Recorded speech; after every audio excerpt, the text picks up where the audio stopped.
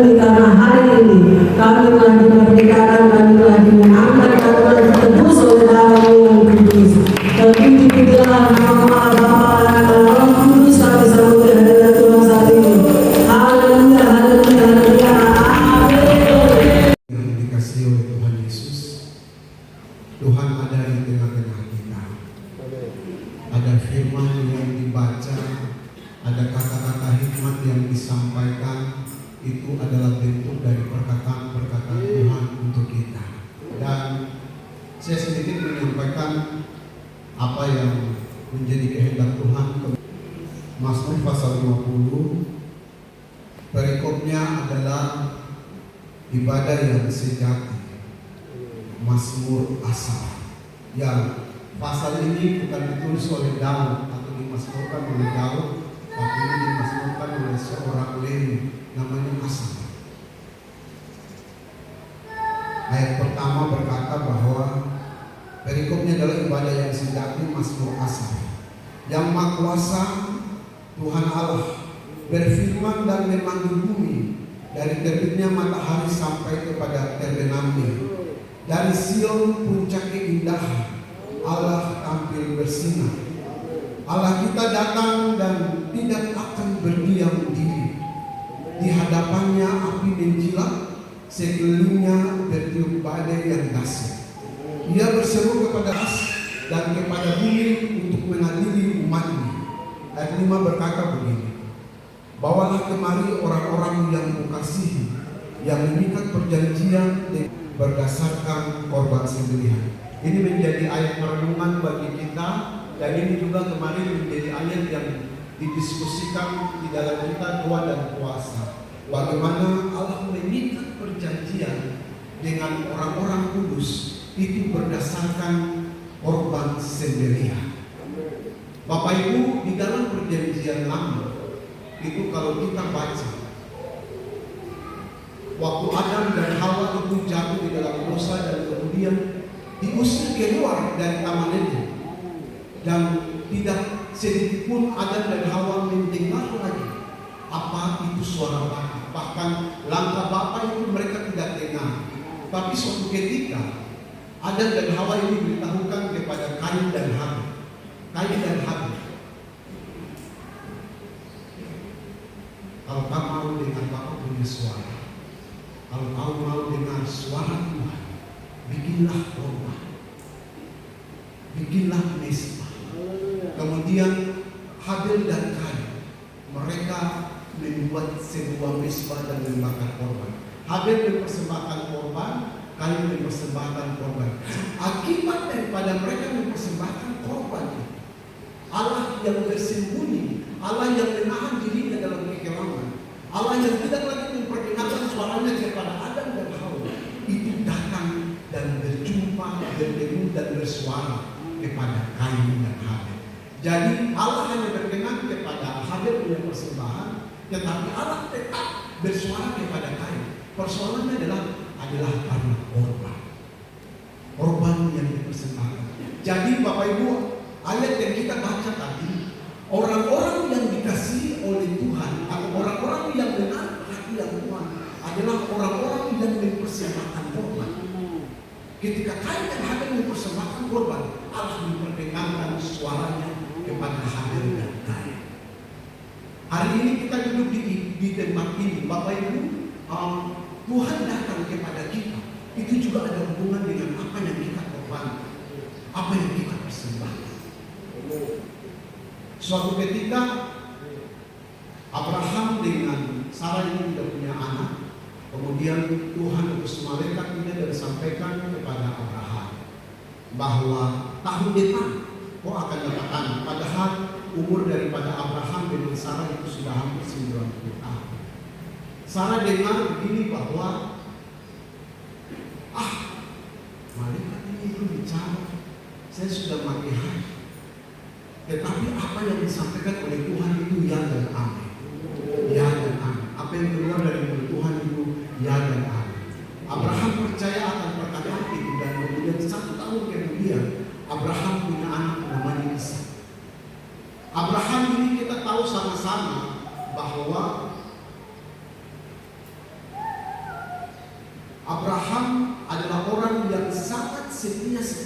Kalau kita lihat urutan Kain dan Habel bakar korban persembahan, informasi itu rupanya diteruskan kepada keturunan-keturunan selanjutnya.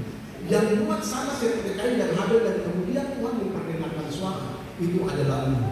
Ketika Nuh turun dari bahtera, Nuh mulai mempersembahkan korban sendirian di hadapan Bapa. Dan kemudian Bapa memperdengarkan suaranya kepada Nuh. Sekalipun yang timbul dalam hati manusia itu semata-mata jahat, tetapi aku tidak akan mendukung mereka karena ada korban sendirian yang naik. Akhirnya Tuhan bilang bahwa aku tidak akan menutup bumi ini lagi. Dan ini diteruskan, korban sendirian ini diteruskan. Tidak ada sampai di Nuh, tapi sampai juga di Abraham. Ketika Allah memanggil Abraham, keluarlah dari rumahmu, dari rumah papamu, dari sanak saudaramu, dari negerimu. Ketika Abraham dia sampai di sebuah tempat, hal yang pertama dia lakukan adalah dia membuat sebuah mezbah dan mempersembahkan korban. Bapak Ibu, ini adalah salah satu pola rohani yang menarik Bapa untuk datang memberkati, menarik Bapa untuk datang menyatakan kasih dan cintanya, menarik Bapa untuk menyatakan janji-janjinya. Sampai di situ, ketika Abraham dapat Ishak, kita tahu bersama bahwa Allah bilang sama Abraham, persembahkan Ishak yang memberikan itu kepadamu. Abraham tidak bilang A, B, C. Abraham jalan dalam keinginan, pergi dan mempersembahkan korban di atas bumi. Ketika Abraham mempersembahkan Ishak itu sebagai korban sendirian, malaikat datang. Malaikat datang dan sampaikan kepada Abraham, jangan engkau sembelihkan Ishak itu. Aku tahu bahwa engkau taat terhadap semua perintah Bapa. Allah menggantikan Ishak itu dengan sebuah domba dan itu juga pun dipotong. Bapak Ibu tahu, korban sendirian yang dipersembahkan oleh Abraham yang adalah anaknya itu membuat Bapa itu memberkati. Saya sampaikan berulang-ulang kali bahwa hari ini bangsa Israel diberkati itu karena seorang Abraham saja. Hanya Abraham saja. Abraham mempersembahkan Ishak, maka seluruh keturunan daripada Abraham, mulai dari Ishak, mulai dari Ismail sampai kepada Israel atau Yakub dan sampai kepada keturunan selanjutnya itu diberkati karena korban sendirian yang dipersembahkan oleh Abraham. Haleluya.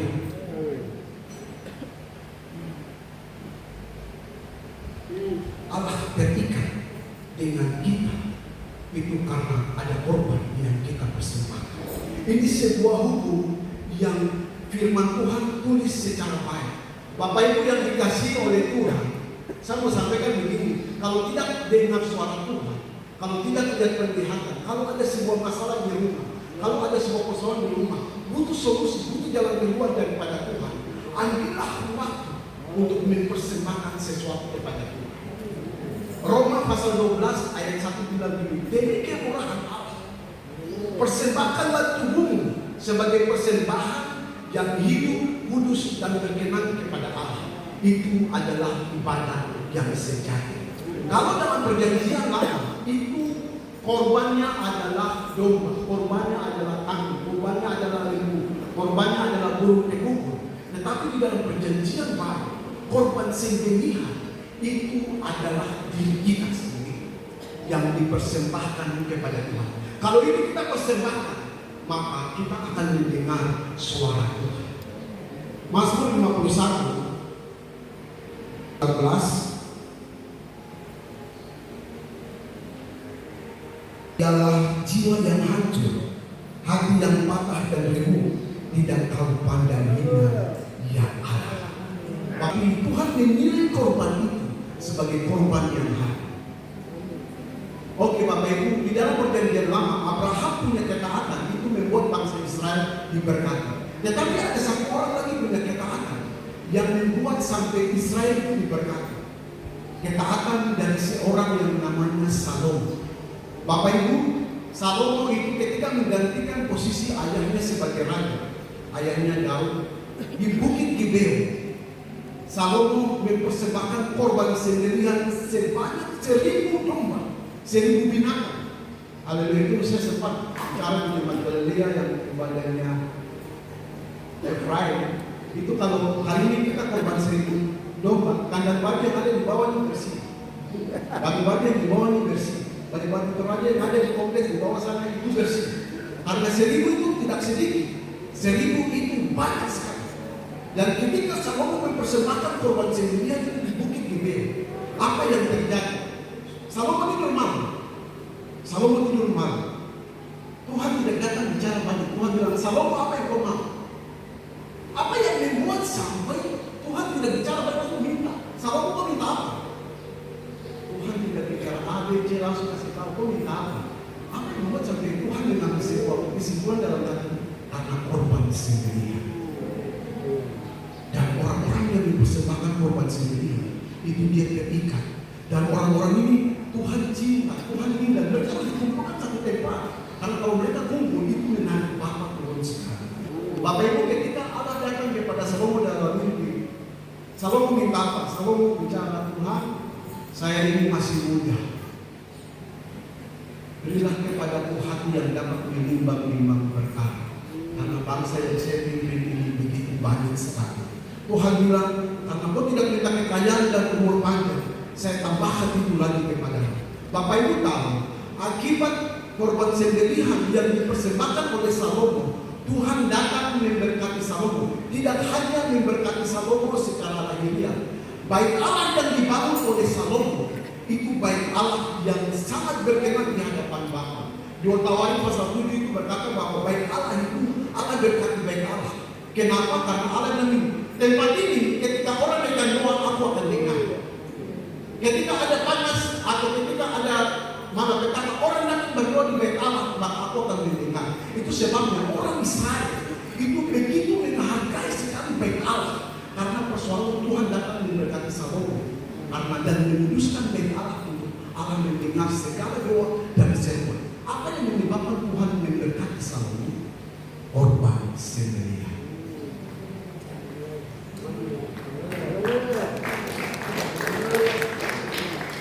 Ini hukum dari orang Israel yang mereka tahu, dan ini saya sangat yakin sekali. Kalau saya tidak merenungkan kain dan Habel, bagaimana mereka bakal korban? Rupanya ada menaruh kesetapan peristiwa waktu mereka ada di Firdaus di Eden. Itu ada hal yang mereka lakukan yang kita sedikit sekali menceritakannya. Tapi untuk apa datang kepada mereka, ada hal yang mereka lakukan dan itu diteruskan. Bapak Ibu, ketika Salomo lakukan ini, baik Allah itu diberkati. Sampai saat ini seluruh wilayah baik Allah yang ada di Israel sana itu masih sakral menjadi bagi orang Israel. Karena seorang yang namanya Salomo mempersembahkan korban sembelihan. Tuhan tertarik sekali dengan sebuah korban yang kita persembahkan. Persoalannya adalah kita kadang tidak menunggu saja Tuhan datang mendengarkan suara. Suatu kali Daniel itu dia berdoa di hari yang pertama. Dia memilih untuk menetapkan diri tidak makan makanan raja dan tidak makanan yang enak. Dia memilih untuk dia berdoa, mempersembahkan dirinya. Hari pertama itu Tuhan sudah dengar dan Tuhan ingin datang.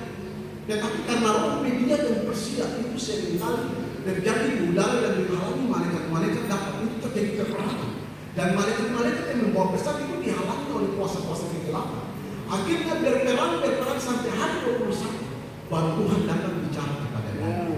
Apa yang kita persembahkan kepada Tuhan? Mungkin puasa dari pertama tidak dengar sesuatu, puasa dari kedua tidak dengar sesuatu, puasa dari ketiga tidak dengar sesuatu. Tapi terus ekun Tuhan akan datang. Korban. Ada seorang pensyafat di Ohio, Amerika. Bapak Ibu, dia jalan dan kemudian Tuhan datang bicara buat dia. Tuhan bilang, kau masuk ke dalam kamar, kurung dirimu selama 3 bulan. Kau tidak boleh telepon siapa-siapa, tidak boleh keluar rumah. Kau hanya berdoa dalam bahasa roh selama 3 bulan. Dia bahasa roh, Bapak Ibu. Dia bahasa roh 3 bulan. Menurut dia biasa. Ketika 3 bulan dia keluar dari rumah, dia mau ketemu orang, dia bicara. Dia tahu orang itu punya tempat lahir, orang itu punya masalah, semua dia tahu. Sampai orang itu punya bos, punya masalah, dia tahu semuanya. Sampai dia terkejut Kenapa bisa ini terjadi? Karena ketika dia tahu hubungan dengan Tuhan dalam masalah, dia punya roh manusia itu besar. Dan itu menangkap sinyal-sinyal daripada suara Tuhan. Dia dengar. Dan kemudian dia bicara. Bapak Ibu, kadang kita berdoa. Kadang kita duduk berpuasa. Kelihatan kita tidak ada hasil. Tetap tekun saja. Kita akan dengar Tuhan dalam bicara. Karena Tuhan dekat dengan kita. Karena korban sembelihan yang kita persembahkan. Nah, itu kisah seorang yang namanya Nabi Elia. Ahab ini berusaha untuk membunuh Nabi Elia. Karena Nabi ini dia bukan lawan satu dua orang, dia lawan kerajaan. Dan itu kerajaan diperintahkan untuk melawan dia. Tapi mereka tidak tahu bahwa Allah yang disembah oleh Elia ini Allah yang hidup. Mereka tidak tahu. Bapak Ibu, Allah yang disembah oleh Elia, Allah yang sama juga kita semua. Itu sebuah informasi yang luar biasa. Dan ketika 450 nabi itu mereka datang dan mau membuktikan Allah mana yang benar, mereka bikin mesbah. Dua domba, dua lembu diberikan, satu untuk nabi-nabi Baal, satu untuk Elia. Mereka mulai panggil nabi-nabi Baal, ada 450 nabi. Mereka bikin korban, mereka panggil Allah mereka. Itu dari pagi sampai mereka menoreh-noreh. Bapak Ibu, cerita ini menceritakan begini, bahwa jalur setan, jalur iblis, mereka juga tahu bahwa kalau mau memanggil yang tidak kelihatan itu datang, mereka harus bakar korban. Tukang sihir, mereka mau panggil setan datang, itu mereka sekali saja mereka bakar burung gagak, itu semua setan datang. Bagaimana dengan babi yang orang potong di masalah-masalah? Setan datang ke dia. Oke, kita lanjut tepuk tangan bagi Tuhan Yesus. Jadi waktu 120 nanti mereka mempersembahkan ini, mereka panggil, tidak datang. Yang tidak datang, dia sudah mulai berbantah dengan mereka. Mungkin dia tidur, kasih bangun dia, mungkin dia lagi jalan-jalan, panggil dia datang, tidak datang apa yang disembah oleh mereka. Tapi Elia mulai bikin susu mesbah 12 bak, yang kemudian dia belah lembu, dia siram air 4 kali, dan dia berlutut dengan panggil Allah Israel. Allah datang ke kita, Allah datang. Karena ini persoalan adalah korban ini tidak boleh dibakar dengan api. Sekarang Allah mana yang turunkan api? Dan kemudian Elia panggil. Allah memang tidak datang dalam fisik, tetapi apa yang Elia minta, yaitu api harus menyala, itu jadi. Api turun karena korban sembelihan yang dipersembahkan oleh Elia. Bapak Ibu, ini ibadah yang sejati. Allah menginginkan ada sebuah korban dari kita, maka Dia akan memperdengarkan suara. Kebutuhan Elia adalah kebutuhan apa? Kebutuhan Bapak Ibu kebutuhan apa? Makan, minum, minta. Kebutuhan pakaian, minta. Kebutuhan masa depan, minta. Allah akan datang berdasarkan apa yang kita minta. Kalau ada yang minta umumnya, Tuhan akan datang. Kalau ada yang butuh kesehatan, Tuhan datang berikan kesehatan. Ada yang butuh anak, Tuhan akan datang berikan anak. Ada yang butuh pekerjaan, Tuhan datang berikan pekerjaan.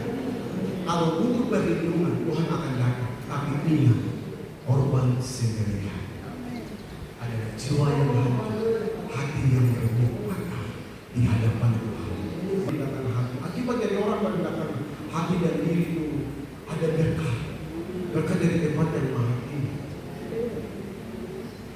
Kekayaan, kehormatan, kehidupan akan dianugerahkan kepada orang-orang yang merendahkan hati dan diri di hadapan Tuhan. Bapak Ibu, kita bisa datang ibadah sama-sama, tapi ada korban yang berkenan, ada korban yang tidak berkenan. Ada tubuh yang berkenan, ada tubuh yang tidak berkenan. Kenapa? Karena orang harus mempersembahkan sesuatu itu dari hati yang baik, dari jiwa yang baik. Kalau kita baik, kalau kita rukun, Allah tidak menyembunyikan dirinya. Dia akan datang memperdengarkan suara. Dia akan datang menjawab doa-doa kita. Haleluya. Kalau ada orang yang dia berdoa kemudian dia tidak mendapat sesuatu, Yesus bilang begini di dalam Matius pasal 5. Kalau itu mempersembahkan sesuatu di atas tulisnya, tapi itu sedang bermasalah dengan seseorang, letakkanlah korban itu dan kemudian berdamai dengan orang yang membuat masalah. Terkadang kita punya pola persembahan benar. Kita mempersembahkan sesuatu, kalau hati kita bermasalah, Allah kita tertarik dengan korban itu. Allah kita tertarik dengan doa dan puasa kita. Kalau suatu kali Tuhan memintaku di zaman saya, kamu berdoa berpuasa, tapi Allah menyembunyikan dirinya. Padahal mereka tak hukum ini. Karena persoalannya adalah hati mereka, jiwa mereka itu ada kebencian, ada sakit hati, ada kepahitan. Pola benar persembahan tidak benar. Korban sembelihan di perjanjian lama yang dilakukan oleh Abraham membuat bangsa Israel itu diberkati. Korban yang dipersembahkan oleh Salomo membuat bait Allah itu diberkati. Korban yang dipersembahkan oleh Elia membuat api itu turun dan seluruh nabi-nabi Baal itu dipotong habis semuanya. Tetapi ada satu korban terbaik di dalam perjanjian baru. Dan korban ini melakukan sesuatu yang lebih hebat daripada apa yang dilakukan Allah kepada Abraham, apa yang dilakukan Allah kepada Elia ataupun kepada Salomo, yaitu korban yang dipersembahkan oleh Yesus Kristus Tuhan. Kita buka dalam Efesus pasal 5.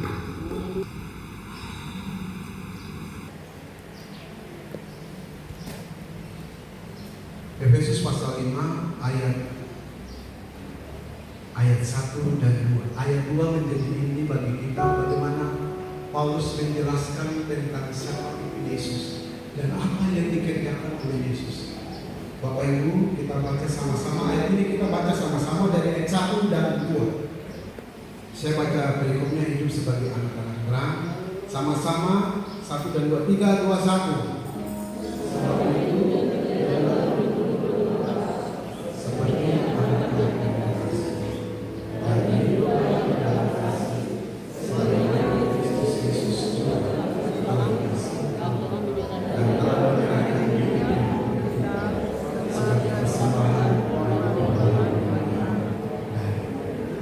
Yesus telah menyerahkan dirinya untuk kita sebagai persembahan dan korban yang harum bagi Allah. Bapak Ibu yang dikasihi oleh Tuhan, ketika Yesus mempersembahkan dirinya sebagai korban sembelihan, Yesaya bilang dia seperti domba yang ada di dalam tempat pembantaian. Besar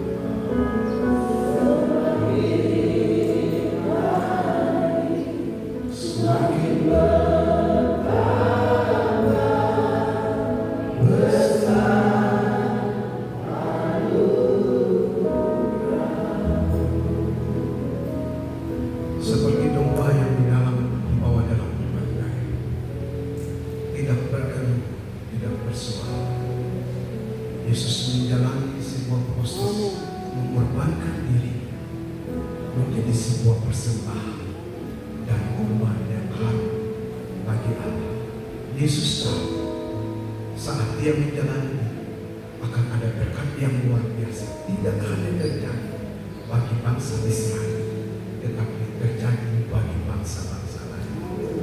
Akibat daripada ketaatan Yesus mempersembahkan dirinya sebagai korban sembelihan, Alkitab mencatat bahwa Yesus membuka jalan yang baru, tabir yang tertutup, tabir yang menghalangi semua suku kaum bangsa dan bahasa itu terbuka karena persembahan dari Yesus Kristus Tuhan.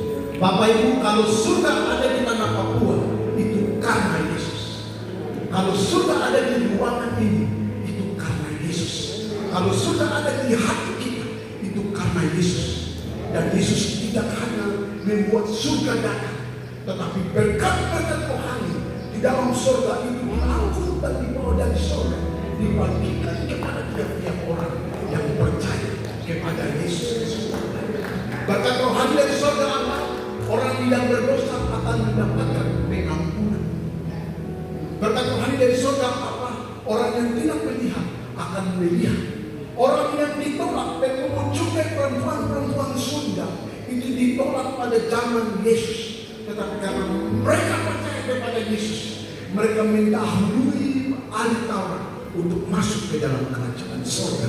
Karena mereka percaya kepada Yesus. Yesus telah mempersembahkan sesuatu yang membuka hati Bapa untuk memberkati semua orang yang percaya kepada Yesus Kristus. Haleluya. Padahal gunung batu, dari mana kamu terbahat dan berkat? Lubang penggalian, dari mana kamu terbahat? Padahal Abraham Bapa. Oleh Yesus, Galatia pasal 3 ayat 15-16. Dengan tertutupnya Yesus di kayu salib, Dia membuat berkat yang diperuntukkan bagi Abraham itu sampai kepada bangsa-bangsa. Bayangkan ketaatan Abraham untuk Ishak itu bangsa Israel saja diberkati, tapi Yesus membuat dia mati sehingga bukan hanya Israel yang diberkati, tapi orang-orang yang percaya kepada Yesus berkat yang diberkati untuk Abraham itu juga diperuntukkan bagi orang-orang yang percaya kepada Yesus. Berkat untuk Abraham itu adalah siapa yang mengutukkan, dia akan dikutuk. Siapa yang memberkatikan, dia akan diberkati. Kamu sedikit tapi akan jadi banyak. Kamu akan menginjak semua tempat-tempat yang bukan milikmu, tapi itu akan menjadi milikmu. Oleh karena berkat Abraham sampai kepada bangsa-bangsa lain, karena Yesus mati di kayu salib sebagai korban suluh yang terbaik. Haleluya. Dan berkat yang luar biasa dari Bapa untuk kita karena Yesus sebagai korban sembelihan adalah kita menerima Roh Kudus. Bapak Ibu, dari semua berkat yang ada, tetapi satu berkat yang ini, menerima Roh Kudus, ini berkat yang paling tinggi dari semua berkat di tempat yang lain. Semua berkat ada di surga, kesehatan, umur panjang, kekayaan, hikmat, pengertian, semua itu berkat. Tapi dari semua berkat yang paling tinggi itu adalah ketika Roh Kudus masuk di dalam hati kita oleh karena percaya. Roh Kudus hadir di hati kita. Kita membawa kerajaan surga di dalam diri kita. Dan ini semua karena Yesus Kristus Tuhan. Efesus pasal 2. Bukan karena hasil usaha, bukan karena pekerjaan. Jangan ada yang meninggalkan diri. Karena semua ini hanya pemberian Allah bagi kita di dalam Yesus. Bapak Ibu, hanya satu nama yang kita miliki di tempat ini, nama Yesus. Karena Dia membuat sesuatu yang sangat luar biasa akibat dirinya menjadi korban sembelihan. Bapak Ibu, kalau Yesus tidak mati, saya dan kita semua tidak ada pengharapan ketika kita ada dalam dosa. Tidak ada. Kita terhakimi, terdakwa siang dan malam, bahkan dari lahir sampai kita meninggal menjadi orang yang terhakimi dan terpidana. Tetapi Yesus datang dan membawa, di dalamku ada berita tentang pengampunan dosa. Barang siapa yang percaya kepadaku, dia akan diselamatkan. Mazmur 50 ayat 5 tadi. Orang-orang yang terikat karena korban sembelihan ini menjadi kesukaan bagi Tuhan. Kita yang telah dibebas ini, kita harus selalu datang kepada, karena dapat semilihan dari Yesus Kristus Tuhan. Haleluya. Kita beri kemuliaan kepada Dia. Besar. Semakin hari semakin bertambah. Hari Tuhan dan hari kita itu berbeda. Satu hari bagi Tuhan, 1000 hari bagi manusia. Kalau hari ini kita berdoa, kemudian tidak dapat jawaban, minggu pertama kita berdoa, minggu kedua kita berdoa, 1 bulan kita berdoa, 2 bulan kita berdoa, belum ada jawaban. Dekat nantikan, karena di bumi ini waktu panjang. Tetapi saya mau beritahu bahwa 100 tahun bagi 100 hari atau 100 tahun manusia saja itu belum sampai 1 harinya Tuhan. Jadi tetap nantikan, tetap tunggu Tuhan, tetap percaya Tuhan, karena Allah yang kita sembah, Dia tidak akan mengalah untuk menepati janji. Jangan biarkan iblis untuk mencuri, jangan biarkan iblis untuk menghilangkan pikiran dan iman kita. Kita harus tetap percaya kepada Yesus. Yesus hidup. Bapak Ibu, Yesus hidup. Dia bukan nabi yang mati. Dia bukan rasul yang mati. Dia ada di antara kita. Dia mendengar setiap doa kita. Dia mendengar setiap deritan kita. Allah, Dia Maha Tahu. Dia tahu waktu kamu berdiri. Dia tahu waktu kamu duduk. Bahkan ayat itu menyelidiki sampai ke dalam. Dalam sebuah perkara itu biasanya polisi akan menggunakan investigasi untuk menyelidiki orang ini punya masalah. Ini diutus ke sana untuk memberitahukan, tahu dan kemudian memberitahukan. Tapi Allah tidak butuh tim investigasi. Dari jauh Dia kenal kita. Kita duduk, Dia tahu. Bahkan sebelum kita mengeluarkan kata-kata, Dia tahu. Dari belakang, dari depan, kiri kanan, Dia menurut kita. Bahkan tangannya ini Dia letakkan atas kita. Penulis berkata bahwa pengetahuan itu terlalu ajaib. Betul sekali buat kata. Jangan jadi seperti individu yang berdiri sendiri. Tapi tangan Elia adalah tangan yang dia tahu, yang menentukan batu-batu itu menjadi satu mesbah. Api hanya bisa turun kepada batu-batu yang dikumpul menjadi satu mesbah. Api turun. Ada batu yang disebut nama Ruben, ada batu yang disebut nama Yehuda, itu dikumpulkan jadi satu. Api turun di mesbah itu. Menjadi orang di dalam tubuh Kristus, mau dan tidak mau, itu harus bersatu dalam satu kesatuan Roh Kudus. Itu kuncinya kalau mengalami surga. Kalau tidak, engkau akan menjadi orang lain yang dibacakan dalam 1 Petrus, kelompok mereka yang mengatakan Tuhan terlambat, atau kelompok nabi-nabi Baal. Tidak ada jalan lain di antara dua ini. Jadi menjadi anak Tuhan, menjadi penuh Tuhan, menjadi pendua siapa? Harus setia, harus berkomitmen di dalam loyal menjadi satu. Itu kuncinya. Bicara surga itu satu kesatuan, jangan pengetahuan. Untuk itu saya tidak dikasih Tuhan firman yang luar biasa. Mulai dari kemarin, lepaskan prinsip-prinsip hidup lama, cara pandang lama. Mau dan tidak mau, kesatuan adalah kuncinya di dalam Roh Kudus. Jadilah penurut Allah yang dikasih. Bawalah kembali orang-orang yang terkasih, yang mengikat perjanjian. Jadi ini adalah kata-kata kunci. Jadi kita hari ini diberkati dengan beberapa kebenaran firman Tuhan. Sekali lagi, jangan berdiri sendiri dengan pandangan cara pandang kita yang salah, pikiran kita yang salah. Kita akan dilewatkan oleh Tuhan karena Tuhan sedang bekerja di sini. Buat segala kebaikan-kebaikan-Mu yang terjadi dalam hidup kami sampai hari ini. Kami ada sebagaimana kami ada di siang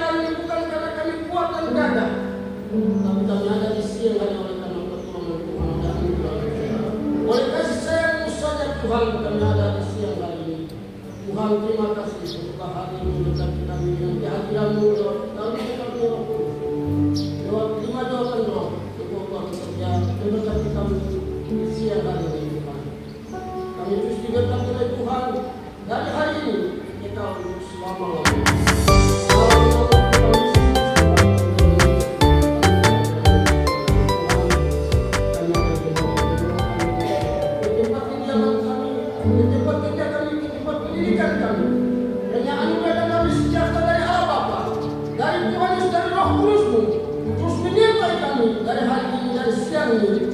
Engkau selama-lamanya dalam nama Yesus kami mengucap mengakhiri kepada kami di siang hari.